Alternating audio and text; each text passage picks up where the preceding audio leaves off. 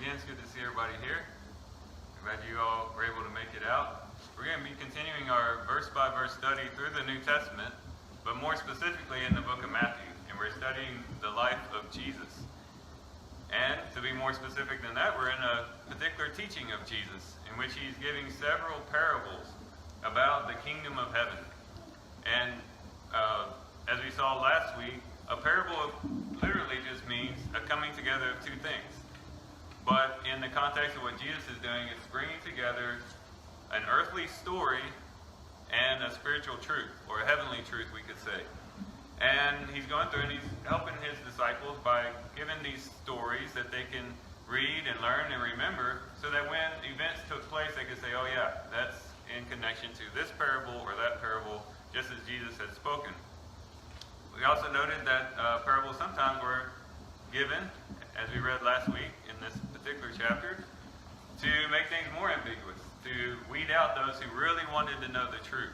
And we'll see some of that even here today in the parable we'll be looking at. Now, we had quite a bit of information on parables in the introduction to this section last week, so if you want to, you didn't get to hear that, you can go back. We have videos on our Facebook page. You can find the link. You can find it on YouTube, and then also on our website, orangegrovechurchofchrist.com. But for now, we're going to be in Matthew chapter 13, starting in verse 24. So last week we saw a parable about seeds and soil, and today we're going to have another parable about seeds. And what we're going to do is I'll read verses 24 through 30, and then we'll skip down and read verses 36 through 43. That way we can just tackle the parable of the tares all at once, because we're going to have, like we saw with the parable of the sower, we're going to have Jesus tell the parable and then explain the parable. And so we want to look at those two things together. So I'll begin reading Matthew chapter 13, verse 24. Jesus presented another parable to them, saying, "The kingdom of heaven may be compared to a man who sowed good seed in his field.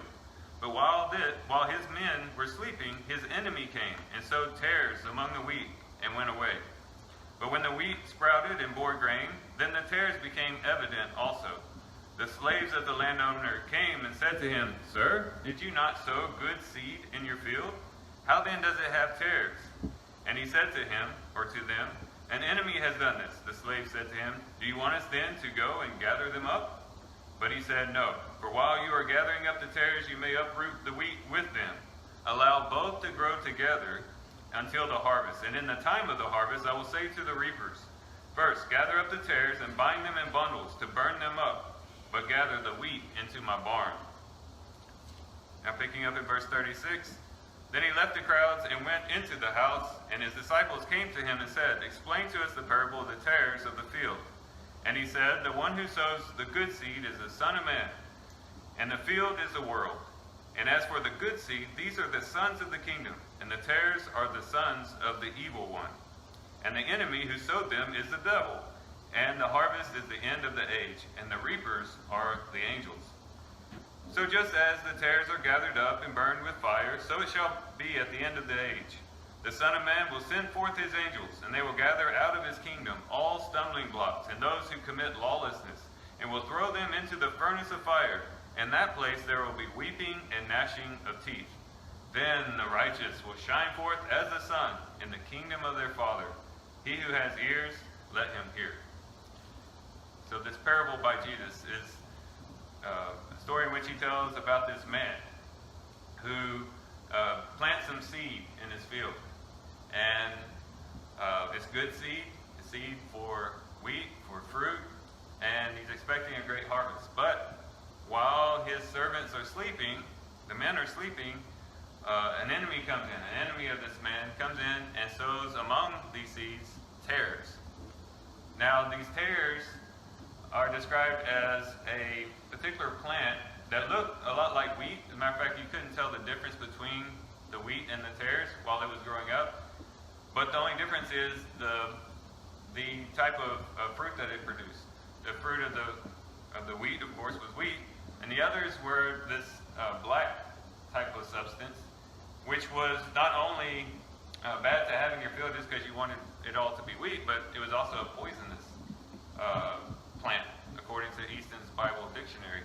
And so it wasn't just that, it's like you don't want weeds in your garden because it makes it look ugly. It was actually dangerous, these tares that were sowed. Well, the servants notice that this has happened. After the fruit comes up, they say, hey, there's tares among the wheat. Do you want us to go out and gather up these tares? And he says, no, don't do that. He said, you might damage the wheat as well. Let them both grow up together. Let them go to full maturity. And then, he says, when at the time of the harvest, when the reapers come, then we'll distinguish between the tares and the wheat. Because the tares will be thrown into the fire, but the wheat will be gathered into my barn. And so this is the parable that Jesus gives. And as with the parable of the sower, if you can imagine yourself being in the crowd, being a Jewish person, not knowing what you know today, you would have heard this parable and would have thought, okay, well, where is he going with this? What's the point of this story that he's given? And the disciples did that as well. So they came to him and asked about this parable of the tares. And Jesus says, the man who sowed the good seed is the Son of Man. And the Son of Man is a Old Testament title to the Messiah. You can cross-reference Daniel chapter 7. The Jewish people would have known when Jesus said Son of Man, he meant the Messiah. So he said that the Messiah, and he says that the enemy that comes in was the devil. And the seed, the good seed, was the sons of the kingdom. But the tares were the sons of the evil one, the devil. And then he says that the reapers were the angels who would come in at the end of the age and come and basically do a harvest. And they would then it would be designated who was a tare and who was a wheat. In other words, who were the true sons of the kingdom and who were not. And at that point, first the tares would be thrown into the furnace, or those who were of the evil one would be cast into the fire. But then those who were the sons of the kingdom would shine like the sun there in the kingdom. And so this is Jesus' explanation. Now the way that we could do this is kind of to look at it like a map. You ever look at a map? Maybe you've looked at the map of Paul's first, second, and third missionary journeys, maybe in the back of a Bible at some point. And you might notice that there's a key to that map. And what the key to a map does is it tells you and it interprets what each of the symbols on the map mean. So if you have like a red line, you can say, well, look at the key, okay, that's Paul's first missionary journey, and then the blue one is the second missionary journey. And there's a key that interprets all the symbols that are on the map. And that's how we can look at Jesus' interpretation of this parable, like a key. Okay, so this man is the Son of Man. The seeds are the sons of the kingdom, so on and so forth. So when we go back and revisit this parable, as we're trying to interpret it, but at the same time make application from it, we can use what the key that Jesus gave us to more fully understand what's being spoken. So now let's go back to Matthew chapter 13 and verse 24 at the beginning of this parable. And we'll see both hopefully an accurate interpretation, but also hopefully some helpful application as well. He says, the kingdom of heaven may be compared to a man who sowed good seed in his field. Unfortunately, we know we don't have to guess what the good man is and what the seed is, the good seed. We know that Christ came planting seed in this world. Jesus came to establish his kingdom. Remember, John the Baptist and Jesus himself and the disciples he sent out were all proclaiming the kingdom of heaven is at hand. The planting of the seeds was about to take place. The kingdom of heaven was about to take root in the earth. And so Christ came to plant these seeds into the world. We know that the field is the world. That's another thing that Jesus explained for us.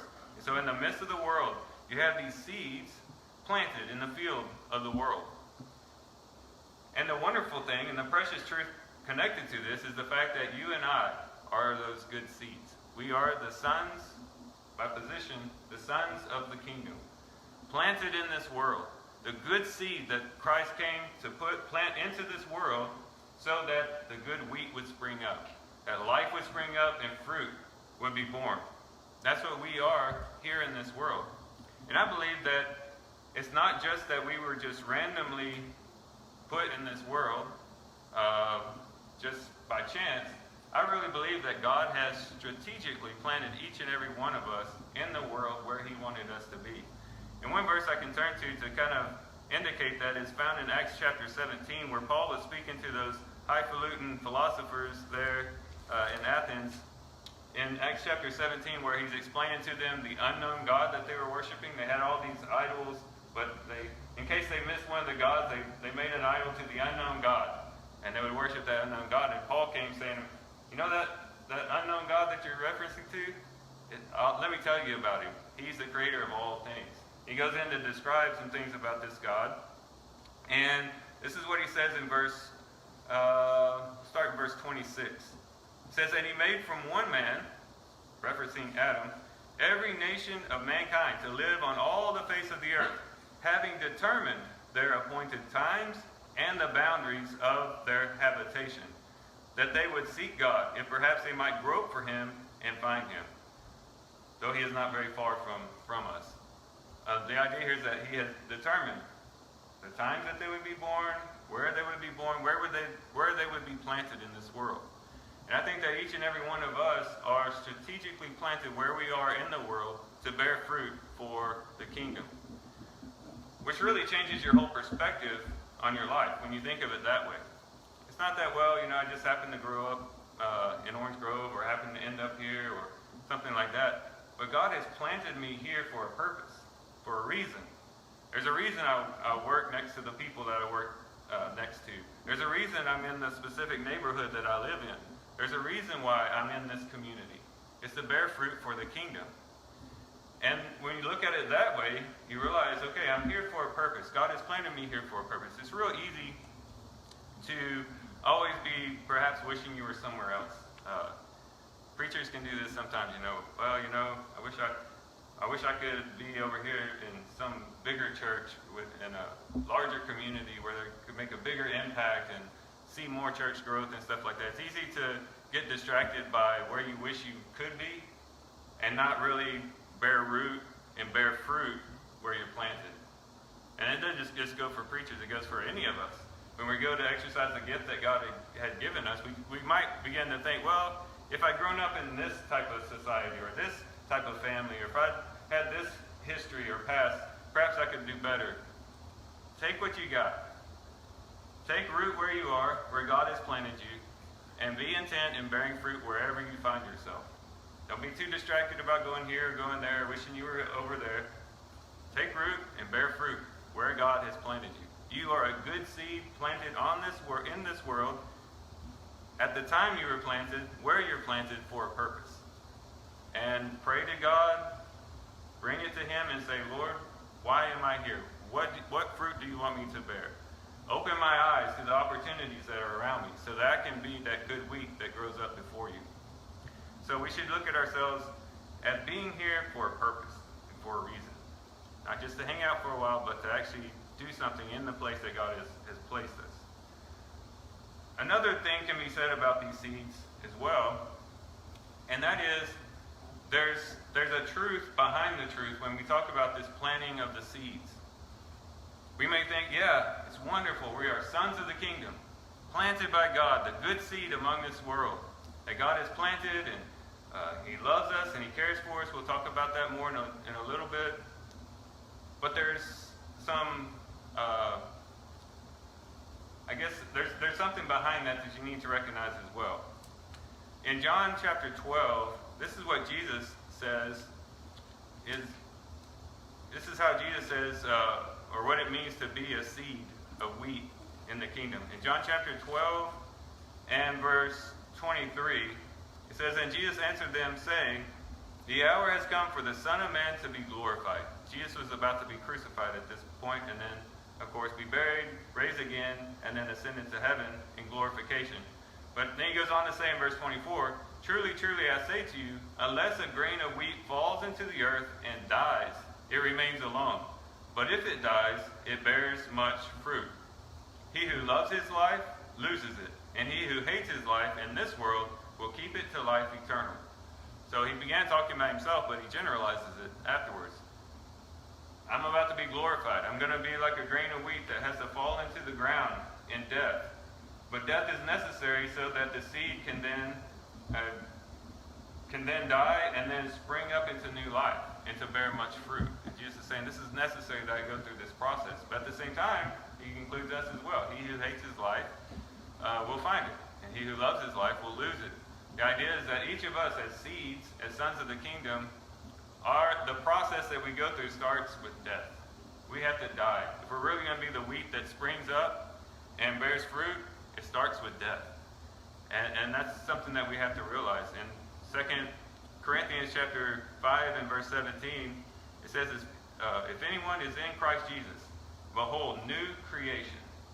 In other words, God has come and done what he has done so that we can then be transformed into something brand new, to have new life exhibited through us and expressed through us. But the process by which that new life comes to bear and becomes manifested is through death. The dying of the old self makes way for the coming of the new self, much like a seed. A seed is of one type of substance, and it's planted into the ground, but when it dies, it springs up into something new. There's new life that comes out of that seed. But it took death for that to happen. The same thing happens with us. As Romans chapter 6 teaches us, as many of us as were baptized have been baptized into his death. And he says we are buried with him through baptism so that we may be raised to walk in newness of life, to become a new creation before God, new life before him. And notice how organic this is. I think sometimes we may think of the Christian life as, okay, well, I come to Christ, I have the forgiveness of sins, and then I follow these simple rules the rest of my life, and then I go to heaven. And there is that element to it that is definitely true. We give our life to him, we have the forgiveness of sins, and there is a particular way of life that we live. But it's not just that. There's something that really happens to us when we come to him.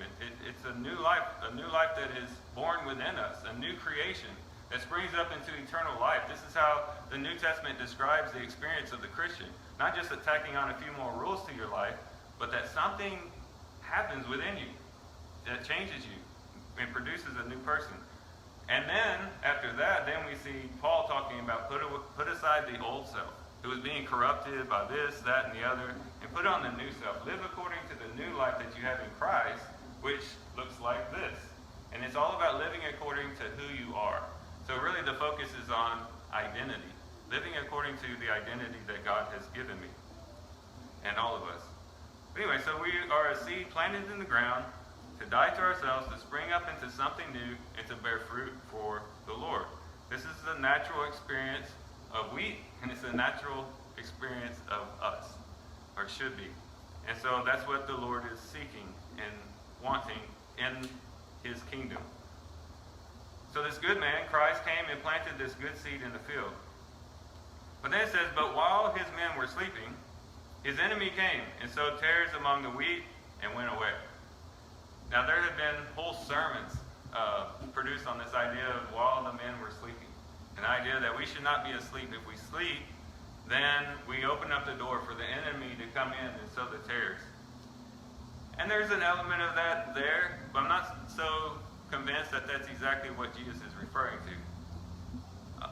And if you cross-reference Mark chapter 4 and you look at the parable of the seed in that particular context, you see there too that the man, that's the parable where the man goes out and he sows the seed and then he goes to sleep and he wakes up and all of a sudden something has sprouted up and he doesn't know how it happens. He just knows that now there's this plant growing up.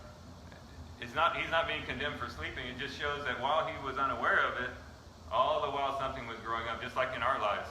We are maturing day after day before the Lord. We may not notice it.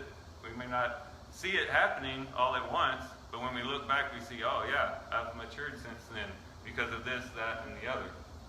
But anyways, the sleeping wasn't necessarily a bad thing. And I believe that that's what Christ is saying here. He's just indicating the fact that it was done while the men were unaware. And it's alluding to then the stealthiness and the craftiness of the evil one. That's what's being focused on. The fact that our enemy, the devil, is sowing these seeds in a stealthy way and a behind-the-scenes type of approach. And all the while we are being sons of the kingdom, there's also tares being planted everywhere around us by this evil one, even though we might be unaware of it. In Ephesians chapter 6, we know that there is activity that goes on that we don't see, that's beyond the physical world that we see. In Ephesians chapter 6 and verse 12, it says, "For our struggle is not against flesh and blood, but against the rulers, against the powers, against the world forces of this darkness, against the spiritual forces of wickedness in the heavenly places." So when you see activity going on in this world, it's just an indicator that there's something going on behind the scenes. There's been a lot of focus on who's to blame for the coronavirus. Is China to blame? Is this particular individual to blame?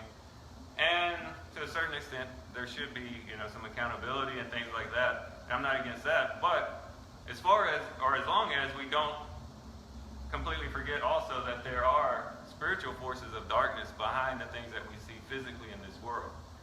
And to know that the craziness that has happened in 2020, trying to analyze it and figure it all out, I'll give you a simple way to figure it all out. There's an enemy who is working behind the scenes. It's not flesh and blood that we're wrestling against. It's not just this person did that and these circumstances took place, but there is an evil behind it all. And to recognize that and to know that totally changes your whole perspective. And might help you have a little bit more endurance and perseverance in doing that, and to also give you the right approach in attacking these things. Go to the source. Go to God in prayer. And know that the Lord, who sees what we do not see, can work in a way that we cannot work, and to do things that we cannot achieve just in our own strength. But this is what is done with this sowing of the tares. Behind the scenes, stealthily, craftily, the devil came in and sowed in the seeds of the sons of darkness in this world. This would have a tremendous impact on the people listening to this parable. We read it and we take it for granted. We say, we see the sons of the kingdom, the church, in the midst of evil and wickedness that's all around it. But back then, you got to kind of put yourself in the mindset of those who were expecting the Messiah. What were they expecting of the Messiah? Well, there's a lot of things that they were expecting depending on who you talked to back then, but some were expecting the Messiah to come in and to dominate the earth, to extend over the borders of the earth and just totally take it over. And one day that will happen in new creation. But what Jesus is explaining is that, yes, the kingdom is coming, the kingdom is at hand, there's going to be sons of the kingdom planted as seeds among this world, but evil is still going to exist. And that doesn't mean that Jesus isn't king. And that doesn't mean that Jesus isn't still ruler. That he's not still the King of kings and Lord of lords. But it's all a part of the predetermined plan of God. To allow the tares to grow up for a time, for a season, amidst the wheat. And that's what the perspective and the outlook we can have by looking at this particular parable. So when you go out and you see in the world, in the news, social media, you see all the evil that's taking place in the world, you may say, wow, Jesus has been king for 2,000 years. He came and established his kingdom. You might begin to scratch your head and say, well, where is Jesus? Why is it not happening? Well, he told us beforehand, there will be evil that is present among the good that he is going to plant. It's all a part of the plan. So we can understand that through that type of perspective. So he says, sir, did you not sow? Going back to verse 26 of Matthew 13. He says, but when the wheat sprouted and bore grain, then the tares became evident also. In other words, there was going to be a time when it would become evident between the tares and the wheat. Differentiating that would occur. And the idea here is that there is a sense in which the more and more we mature in Christ, the more and more the church begins to grow into the measure of the stature of Jesus Christ, the more and more it will become evident that we are sons of the kingdom. The more and more it will become evident that we are that wonderful wheat that he is seeking for.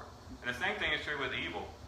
The more and more evil that persists, the more and more evil that comes to maturation, to maturity here on this earth, as it grows up and as it becomes more and more evident, all that does is just show, hey, these are the sons of the kingdom. and these are the sons of the devil. And they become more and more evident as time goes on.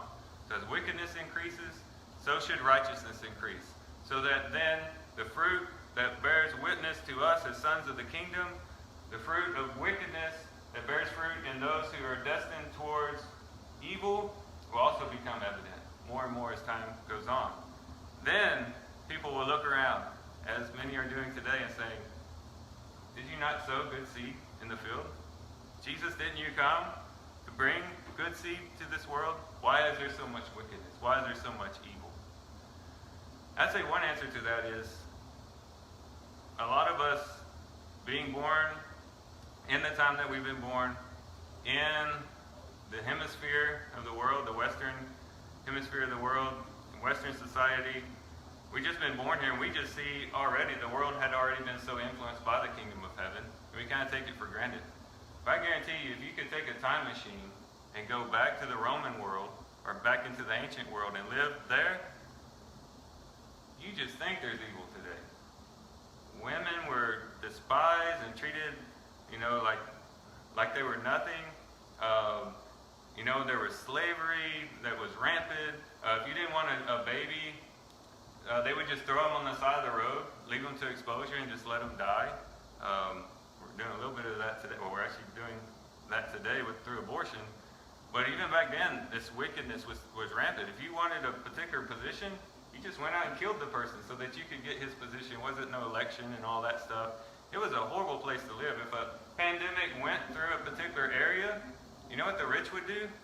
The rich would pack up and leave, and just leave the poor to die to the pandemic. It was the Christians that went into these societies that were sick and actually rendered aid to these people, putting their own lives at risk. It was the Christians that changed that. It's the Christians who started building hospitals and universities, and the kingdom of heaven has made a powerful impact on the earth. But it hasn't completely eradicated evil, as we see today. There's still evil persistent, and it will be until the harvest, as we see in this parable. He says, why then is these tares? Why does it have tares? In verse 28, and he said to them, an enemy has done this. Again, going back to this idea of going back to the source of why this evil is so persistent in the world today. And the slave said to him, do you want us then to go and gather them up? In other words, let's take out those tares. Let's go out and just tear them out of the field. Get rid of them. Burn them up. Do it right now. And that's what we all want, right? As we look on the world around us, we want those tares out of there. They're terrible. These tares. Get it? Terrible. Sorry. Anyways. So it's terrible what these tares are doing among this earth. And we just want someone to go in and just rip them apart, rip them out, get them out of the world, and just leave the righteous there. And that has been kind of the view of the church for a very long time. We can think about church history throughout the centuries, and there were times where they thought, all right, the way we're going to fix the problem is we're just going to destroy everyone who is not of the Christian faith. Maybe one of the greatest example was the Salem witch trials. You remember that? Where there was a town in Salem, and they started suspecting everybody was a witch. And they just started burning people because they suspected that this person looks like a witch, let's burn her, let's do this. Their intention was to get rid of demonic activity and get rid of witchcraft, but in trying to get rid of the tares, they destroyed some wheat because there were some good people who didn't deserve to be burned at the stake, but only because of their misperceptions, good people were killed in that particular case. Sometimes when we try to rip out the tares, oftentimes what happens is wheat ends up being destroyed. That's what he goes on to say in verse 29. But he said, no, for while you are gathering up the tares, you may uproot the wheat with them. So, not yet. Now is not the time. Because in doing so, you might destroy the wheat, as I mentioned before. Notice how much care the Son of Man has for the wheat.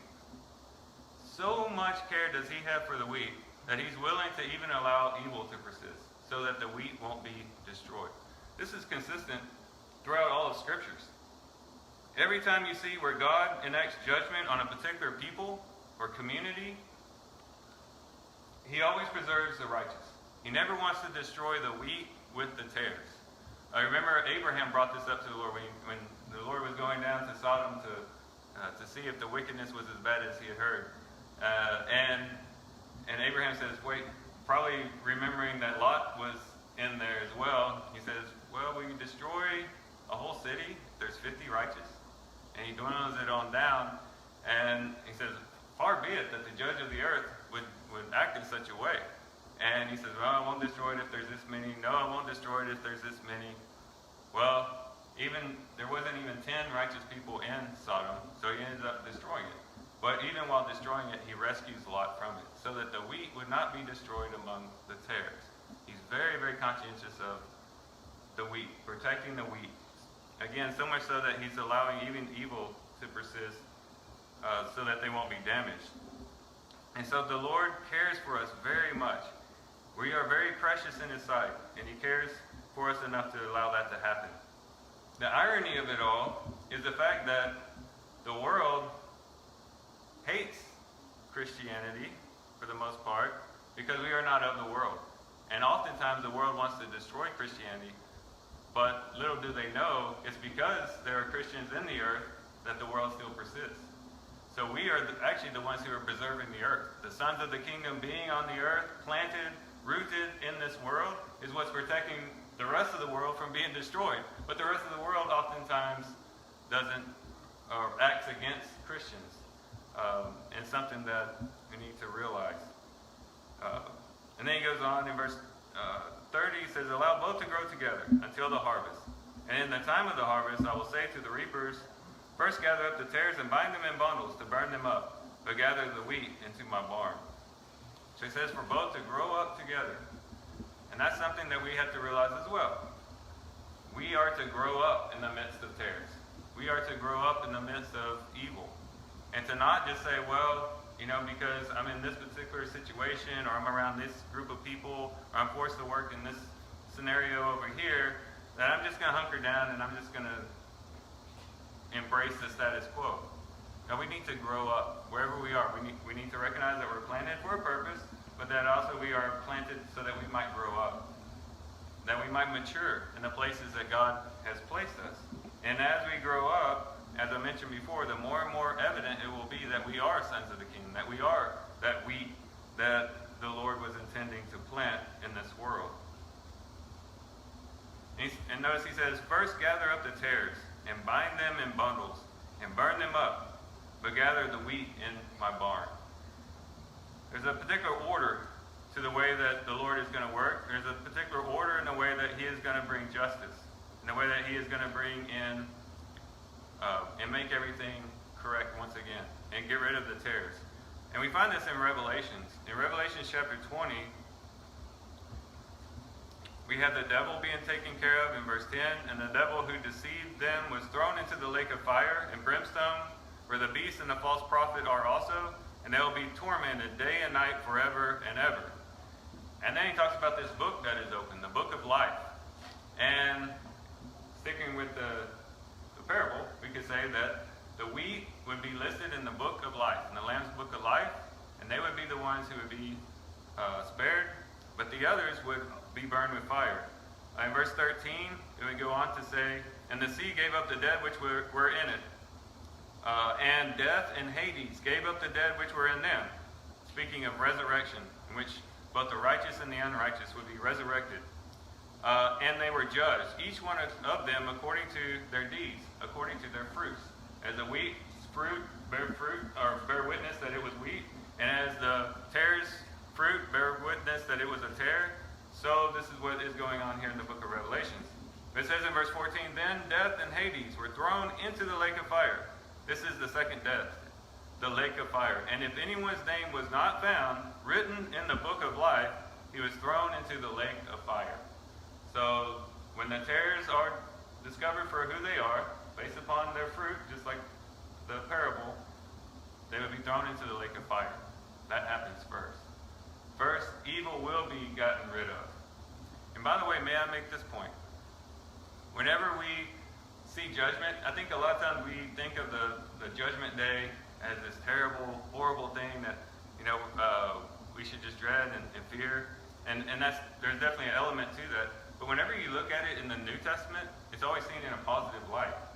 That's the time when everything that we see that is crooked will be made straight. That's a time in which all the evil that is so persistent will finally be dealt with. Justice will be led to victory, as we talked about what Jesus, in connection to Jesus a few Sundays ago. That's when justice will be served. That's when evil will be dealt with. It's actually seen as a positive thing in the New Testament. But nonetheless, at this point in time, those who are not in the Lamb's Book of Life are thrown into the lake of fire. But then what happens after that? Chapter 21, verse 1, Then I saw a new heaven and a new earth, for the first heaven and the first earth passed away, and there is no longer any sea. He mentioned sea in the previous chapter in connection to death. But now he says there is no sea. And I saw the holy city, New Jerusalem, coming down out of heaven from God, made ready as a bride adorned for her husband. And I heard a loud voice from the throne saying, Behold, the tabernacle of God is among men, and he will dwell among them, and they shall be his people. And God himself will be among them, and he will wipe away every tear from their eyes. And there will no longer be any death. There will no longer be any mourning or crying or pain. The first things have passed away. The barn has come. We are now in the barn. No longer out in the field where there's the elements and the rain and the storms and the difficulties, the scorching heat of the sun bearing down on us. We're now in the barn, protected from all the evil. Evil has been dealt with and done away with. We're in God's barn. We're in the new heavens and new earth, in which all those painful things are done away with. Verse 5, And he who sits on the throne said, Behold, I am making all things new. And he said, Right, for these things are true. He goes on to say, It is done. I am the Alpha and Omega, the beginning and the end. I will give to the ones who thirst from the spring of water of life without cost. He who overcomes will inherit these things, will inherit this new heaven and new earth, will be gathered into the barn, we could say. And I will be his God, and he will be my son. But for the cowardly and unbelieving and abominable and murderers and immoral persons and sorcerers and idolaters and all liars, their part will be in the lake that burns with fire and brimstone, which is the second death. They had already died spiritually because of these sins, but then when they are resurrected, they will then experience a second death, in which they will be cast into the lake of fire. So, as we think about our parable today, we could reflect on a few things.